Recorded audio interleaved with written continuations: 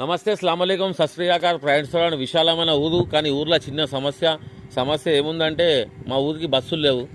So ఇప్పుడు ఊరికి మనం నర్సంపల్లి గ్రామంలో ఉన్నాం. ఒక అమ్మ వస్తుంది, అమ్మకి అడుగుదాం. అమ్మ నమస్తే, ఏ ఊరమ్మా మీది? బస్సులు ఉన్నాయా మీ ఊరికి? ప్రాబ్లం అవుతుందా బస్సులు లేకపోతే? ఇబ్బంది అవుతుందా? ఆటోలు తీసుకురా?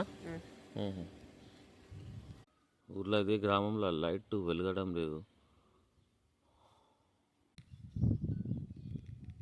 కొత్తగా షాప్ ఓపెన్ అయింది. తెలంగాణ ప్రభుత్వంలో కొత్త గ్రామ పంచాయతీ.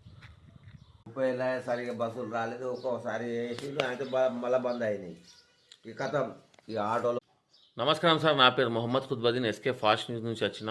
మీ ఊరు నర్సంపల్లి, నార్సింగి మండలం. ఈ గ్రామంలో సమస్యలు ఏమున్నాయి? మాకు బస్సు లేదు. ఎన్ని సంవత్సరాల నుంచి లేవు? 30 సంవత్సరాలే బస్సు లేదు. కొన్ని రోజులు వచ్చింది, బంద్ అయింది. ఈ ఊర్లో ఎంతమంది స్కూల్స్కి వెళ్తారు? మస్తు మంది వెళ్తారు. ఒక 20 పిల్లల దాకా, 20 మంది పిల్లల దాకా వెళ్తారు.